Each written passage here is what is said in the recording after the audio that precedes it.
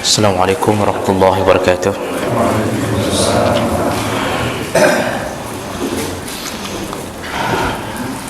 Alhamdulillah rabbil alamin. Wa bihi nasta'in ala umuri dunya waddin. Asyhadu an la ilaha illallah wahdahu la syarika lah. Wa asyhadu anna Muhammadan 'abduhu wa rasuluhul karim. Allahumma salli wa sallim ala nabiyyina wa sayyidina Muhammadin wa ala alihi wa ashabihi ajma'in, amma ba'd. Rabbi shrah li sadri wa yassir li amri wahlul 'uqdatam min lisani yafqahu qawli. Segala puji bagi Allah, kemudian salawat dan salam kepada Rasulullah, kepada keluarga dan seluruh sahabat-sahabatnya.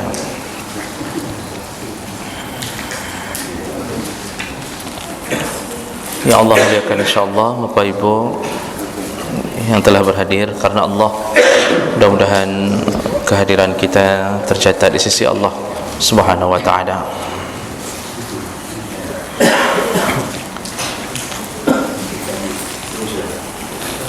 Bapak Ibu yang dimuliakan Allah, setelah kita membahas beberapa masalah tentang wudu,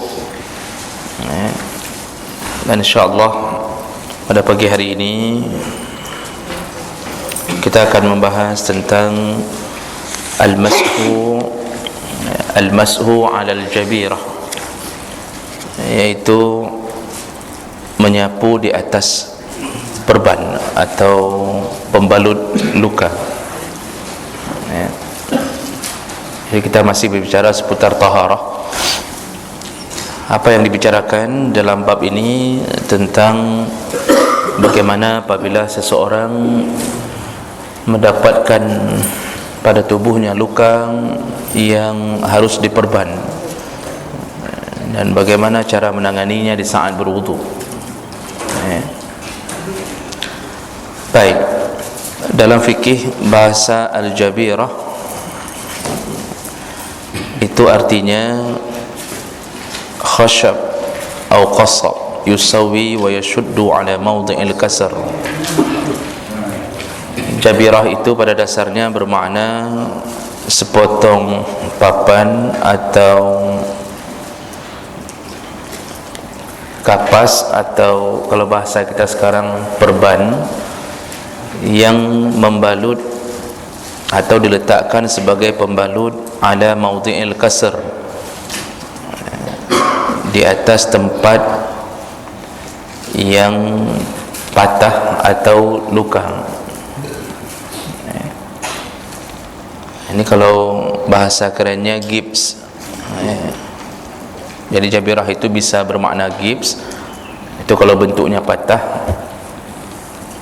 Bisa juga bermakna pembalut kalau bentuknya luka.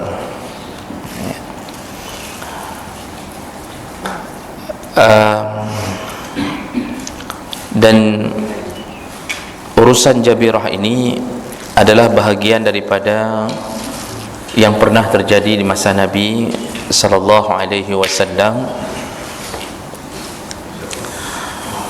Dari hadis Ali bin Abi Thalib radhiyallahu anhu qal inkasarat ihda zindai, kata Ali, aku pernah patah salah satu daripada tulang tulang apa ini di betis, tulang kering, tulang gasian, tulang miskin. Fasa'alatun Nabi sallallahu alaihi wasallam. Jadi Ali setelah patah dia memakai pembalut untuk meluruskan kembali. Lalu dia bertanya kepada Nabi sallallahu alaihi wasallam tentang wudunya. Fa amarani an amsaha 'alal jabair. Lalu Rasulullah berkata, cukuplah untukmu dengan cara membasuh di atas perbannya saja.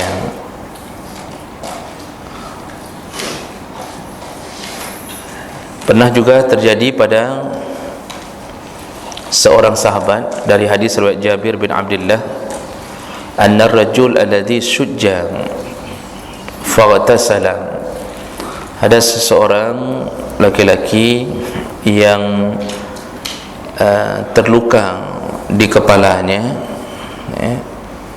lalu dia mandi junub padahal kepalanya ada luka. Dia memaksakan diri untuk mandi setelah bertanya ke sahabat yang lain. Jadi ceritanya, dia ini sedang luka, pada malam harinya junub bermimpi basah. Lalu dia tanya ke sahabat di pagi harinya, bolehkah dia tidak mandi langsung dengan bolehkah dia langsung solat tanpa mandi, sedangkan dia takut kalau mandi akan terjadi sesuatu yang berbahaya karena luka di kepalanya. Sahabat yang ditanya ini menjawab tidak boleh, harus mandi. Lalu kemudian dia mandi, subuh hari dia mandi, dan apa yang terjadi? Famata, langsung meninggal. Jadi bapak-bapak yang ada luka di kepala itu hati-hati kalau mandi subuh. Pernah terjadi di sahabat meninggal, yang pikirannya tidak beres, jangan mandi di waktu subuh. Faqala Nabi, ketika sampai cerita itu ke Nabi, Nabi marah kepada sahabat yang menjawab itu, sampai Nabi mengatakan kepada sahabat itu, seharusnya kalian bertanya, bukan memberi fatwa. Seharusnya kalian bertanya, karena maksudnya seharusnya dia bertanya kepada yang lain. Seharusnya, kata Nabi, innama kana yakfihi ayatayammam. Yang model-model begini cukup bagi dia untuk bertayammum. Wa ya'sib ada jurhihi hirqah, dan dia memakai perban di atas lukanya. Summa yamsah 'alaiha, lalu dia menyapu di atas perban tersebut. Wa yaghsil sairu jasadihi, lalu dia mandi seluruh tubuhnya yang bukan bahagian luka. Jadi ini maksudnya, dia seharusnya dia boleh bertayamum saja. Tapi kalaupun harus mau mandi, cukup di tempat perban itu disapu, cukup di tempat perban itu disapu, baru dimandikan selain daripada bahagian yang luka. Tapi kalau itu pun tidak bisa, maka menggantikan mandi besar untuk junub, dibolehkan bertayamum. Jadi ini hadis-hadis yang menyatakan tentang pernah terjadi dan pernah diberitakan oleh Nabi tentang proses berwuduk ketika kita ada bahagian wuduk, ada bahagian anggota wuduk yang tertutup dan harus ditutup dengan sesuatu. Baik, berikutnya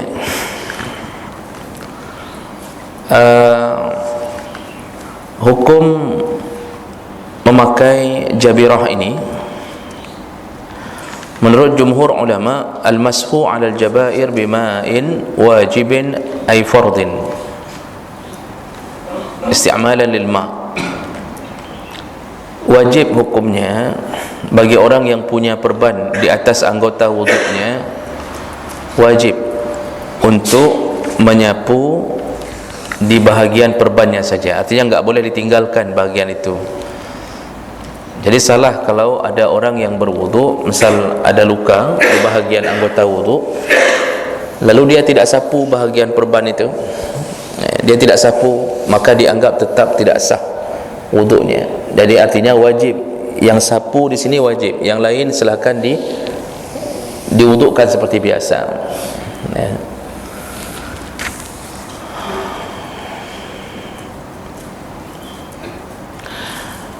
Kemudian ada syarat-syarat, ada syarat-syarat kapan dibolehkan menyapu di atas perban.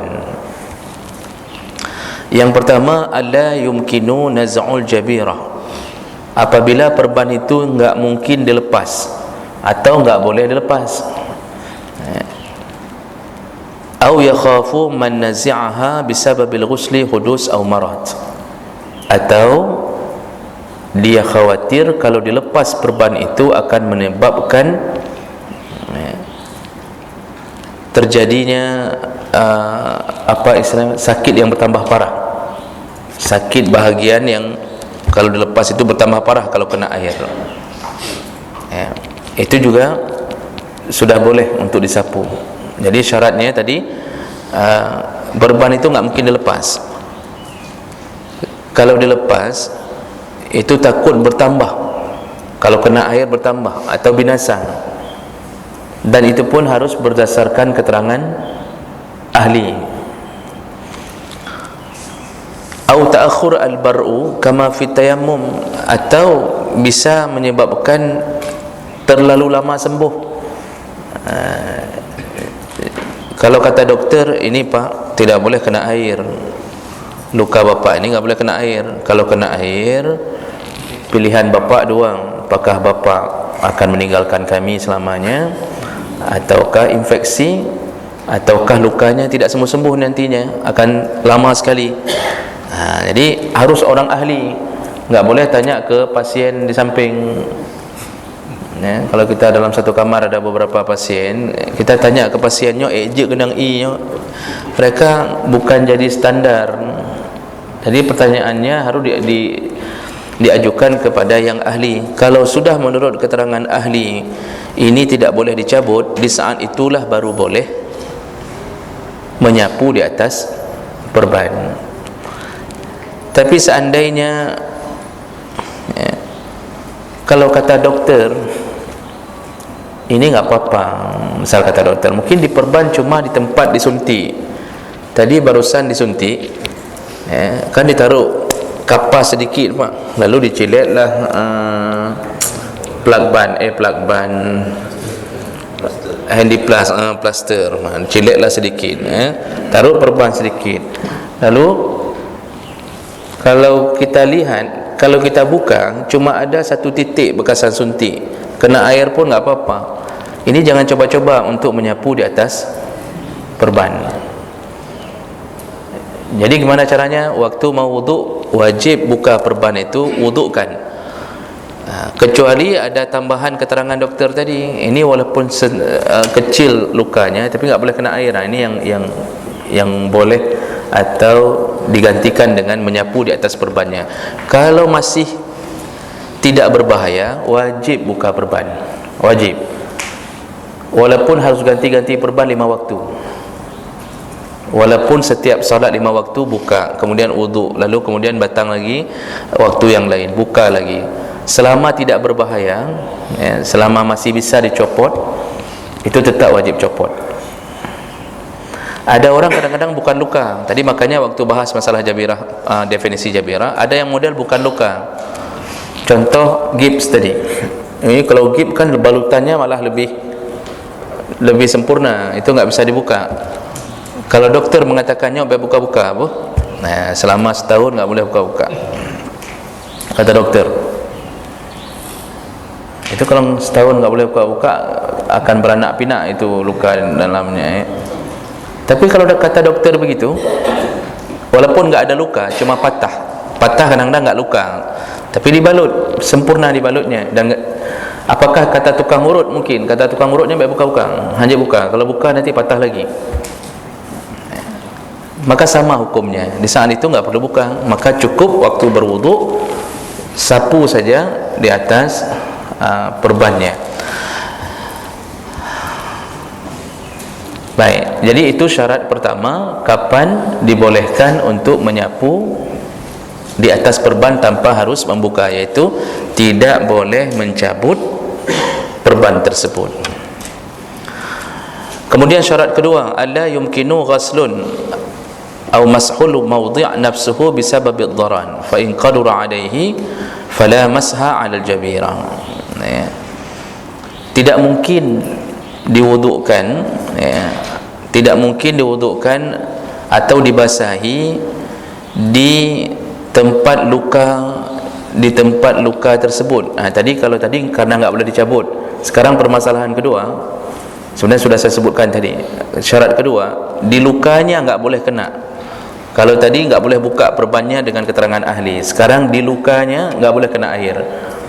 Kalau enggak boleh kena air, maka ini diperban, di lukanya enggak boleh terkena air. Kalau sudah begini, maka dibolehkan untuk menyapu di atas perban.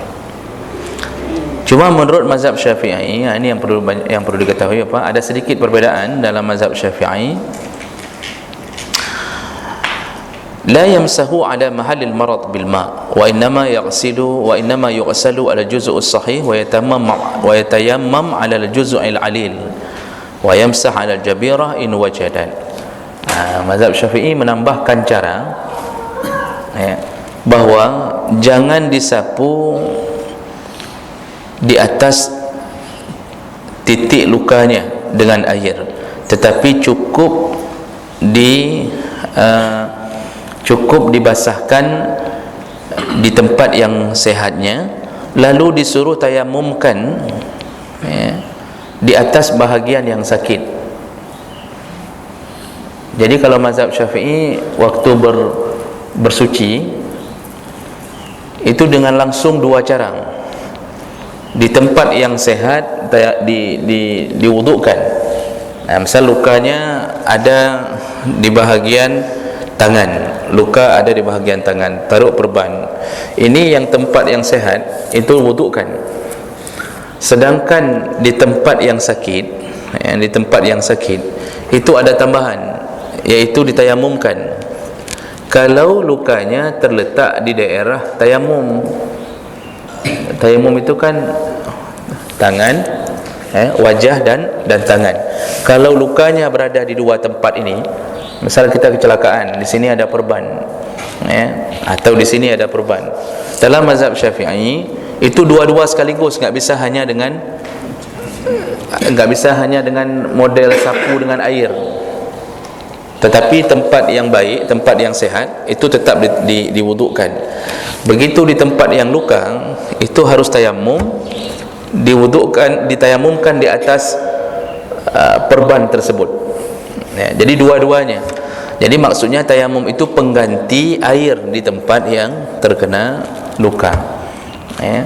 Sedangkan mazhab lain itu mengatakan cukup hanya dengan model membasahi air saja.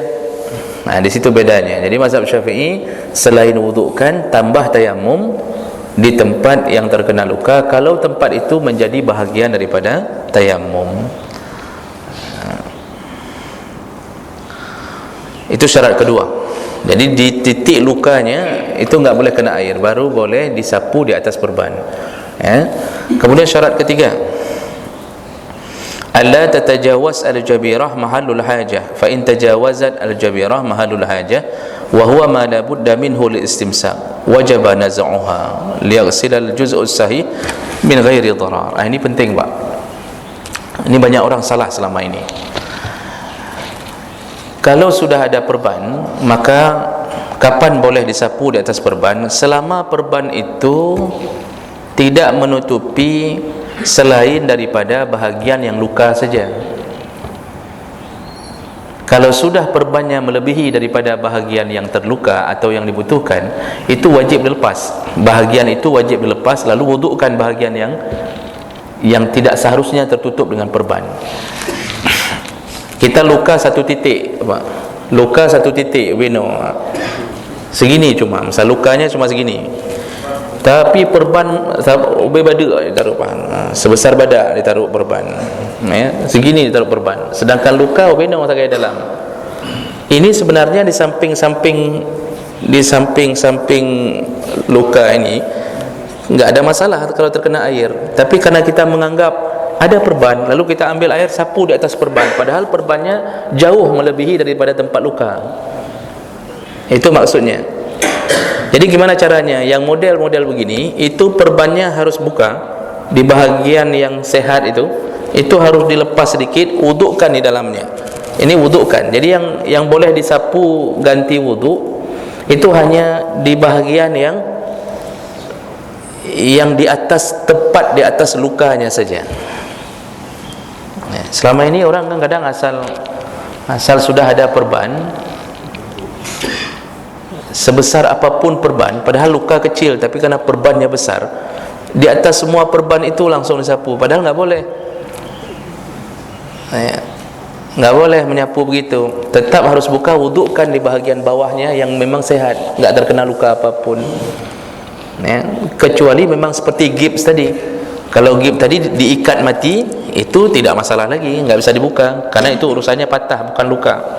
Jadi ini termasuk syarat ketiga yang disepakati oleh para ulama. Jangan terlalu melebar perbannya. Kalau melebar dari tempat luka, wajib buka, sucikan di tempat yang tidak dekat dengan luka tersebut, atau aman daripada luka tersebut.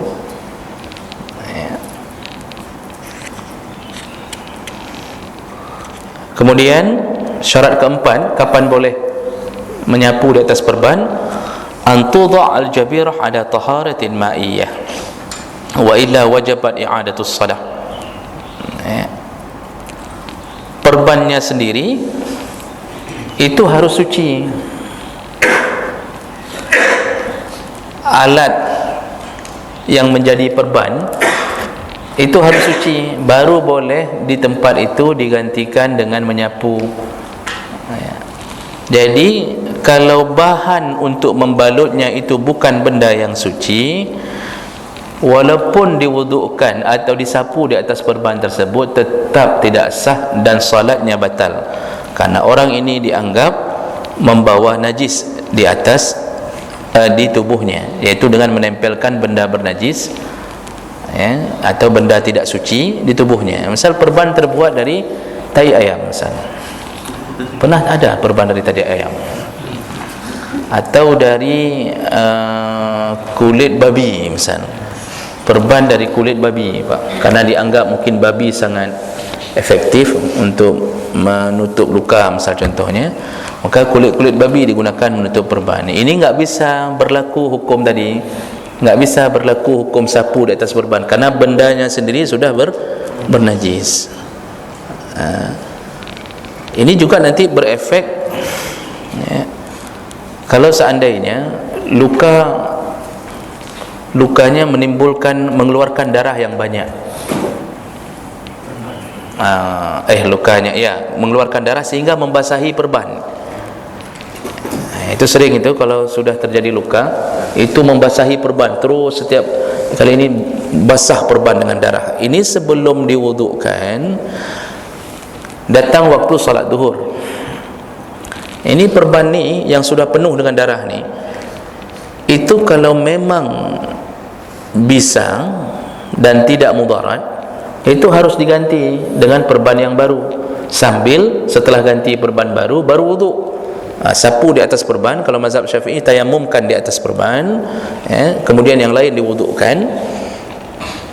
Jadi tidak boleh memakai perban yang sudah penuh dengan darah, karena darah hukumnya dianggap najis. Itu juga bisa menyebabkan batalnya salat. Kalau bisa buka setiap kali waktu salat, ganti perban, kecuali keterangan ahli bahawa tidak boleh dibuka sama sekali, itu baru. Tapi kalau seandainya doktor mengatakan, kalau mau buka nggak apa-apa, minta tolong sama perawat untuk buka, ganti perbannya kalau sudah terlalu banyak darahnya. Tapi kalau darahnya cuma tetesan, seperti bekasan infus kan ditutup, Pak, tapi kan darahnya cuma mendidip, kan, itu tidak bermasalah. Itu di atas tempat infus itu waktu wuduk, kalau nggak bisa terkena air, itu kalau menurut mazhab Syafi'i, kalau dia letaknya di tempat anggota tayamum, ya ditayamumkan. Khusus di atas perban itu ditayamumkan, yang lain diwudukkan. Kalau dalam mazhab lain nggak perlu tayamum, ambil langsung air, sapu di atas lukanya. Ya.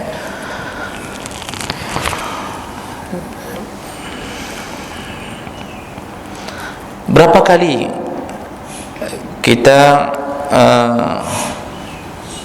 harus menyapu di atas perban itu?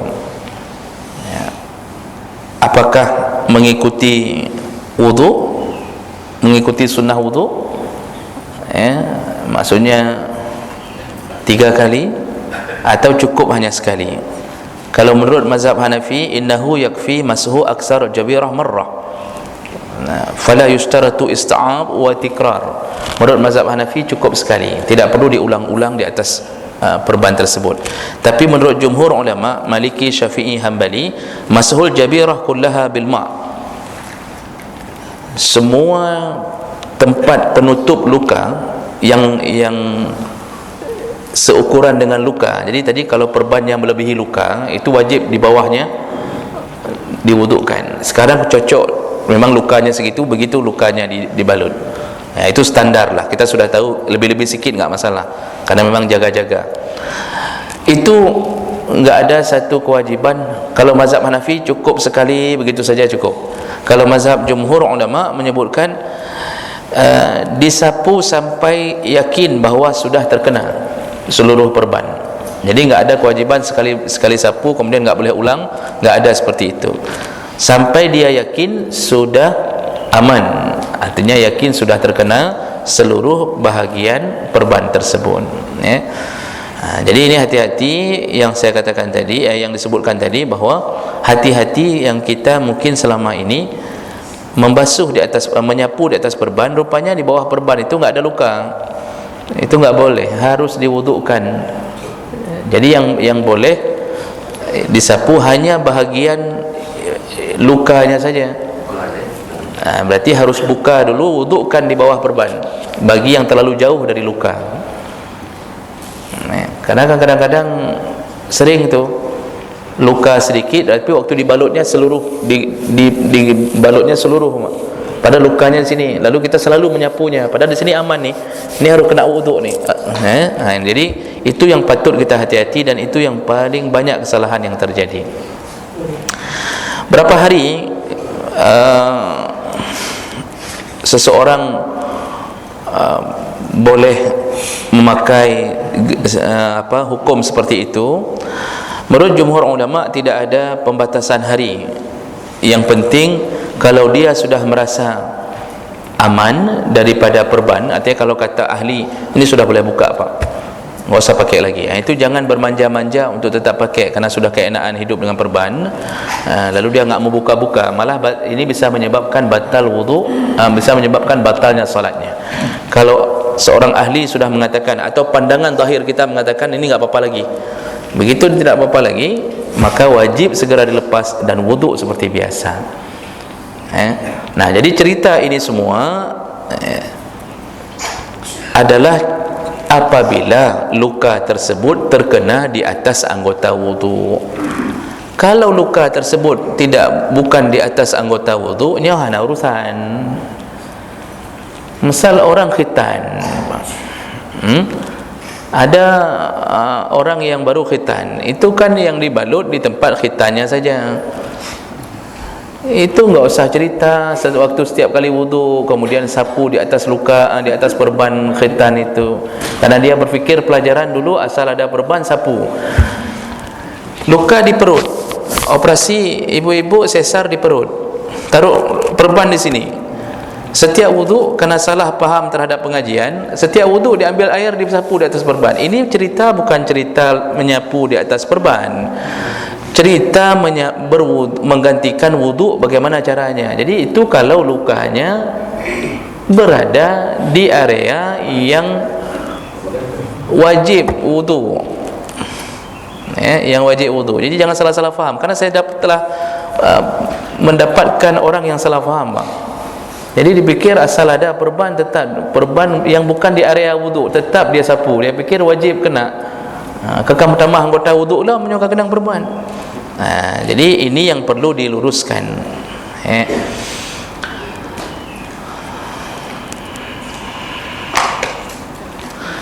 Baik,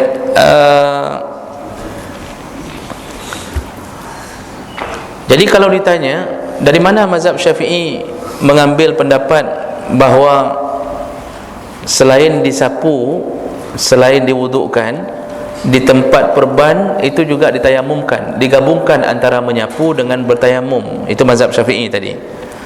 Ini beliau mengambil hadis dari kisah tadi, Pak. Ya, kisah si sahabat yang mandi ada luka di kepalanya, kan bahasa Nabi itu selayaknya orang ini membasahi dirinya, lalu kemudian jangan sapu di atas lukanya, lalu bertayamum. Ini diambil makna oleh mazhab Syafi'i, berarti dua-dua harus dilakukan. Sapu di atas perban lalu tayamumkan sebagai pengganti keabsahan di bawah luka tersebut. Tapi kalau mazhab lain, Pak, al-ittikfa bil mashi 'ala al-jabirah, cukup hanya sapu, enggak perlu tayamum. Enggak perlu tayamum. Jadi hanya mazhab Syafi'i yang mengatakan selain sapu tayamum.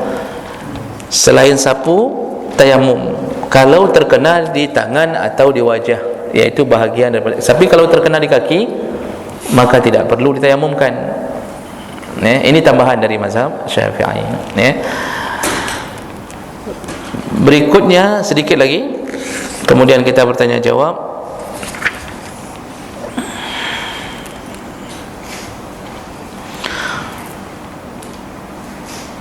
Wajibkah mengulang salat kalau sudah sembuh dari luka tersebut yang selama ini mungkin tidak sempurna wudunya? Menurut pendapat Malik dan Hanafi, tidak perlu mengulang solat setelah dia sehat. Tidak perlu mengulang solat setelah dia sehat. Sedangkan menurut Syafi'i dan Hambali, karena salah satu daripada syarat yang diajukan oleh mazhab Syafi'i dan Hambali, yaitu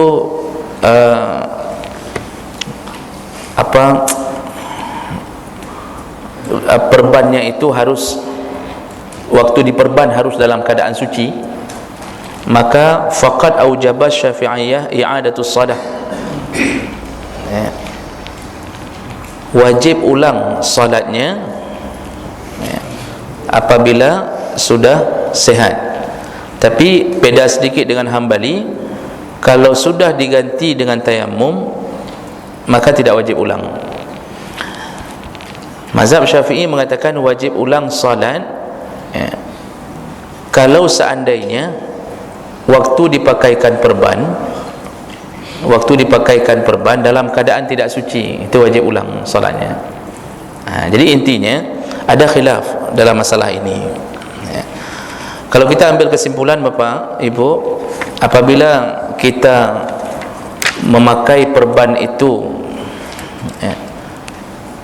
setelah dalam keadaan suci, artinya perbannya suci, kita juga dalam keadaan suci, maka tidak perlu ulang salat. Tidak perlu ulang salat. Tapi kalau bermasalah dengan salah satu itu, apakah terbuat dari benda yang tidak suci atau berdarah-darah waktu perbannya berdarah-darah, penuh pak darahnya, tapi enggak bisa dilepas, berarti kehilangan syarat suci, maka yang model begini wajib ulang salat setelah sembuh dari lukanya. Jadi yang salat tadi untuk apa?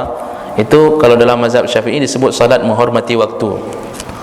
Begitu dalam kitab-kitab Syafi'i. Salat sudah datang waktu wajib salat. Cuma nanti begitu sudah sembuh wajib ulang, karena pada sebenarnya yang tadi tidak sah karena sudah penuh dengan darah. Pembahasan yang terakhir, kapan menyapu perban ini tidak berlaku lagi, yaitu ketika sudah wajib dilepas. Ketika sudah wajib dilepas, maka tidak berlaku lagi. Artinya tidak boleh menunggu. Kalau dokter mengatakan setelah solat subuh ini sudah boleh lepas, maka tidak boleh lagi, tidak berlaku lagi hukum seperti itu. harus segera dilepas dan wajib berwuduk seperti sedia kala. Ya. Baik, ini hal-hal yang paling penting seputar masalah menyapu di atas perban. Semoga yang berhadir Allah telah catatkan pahala untuknya, dan semoga Allah Subhanahu wa taala mempertemukan kita kembali di dalam surganya. Amin ya rabbal alamin. Subhanakallahumma bihamdik asyhadu an la ilaha illa anta astaghfiruka wa atubu ilaik. Wassalamu alaikum warahmatullahi wabarakatuh.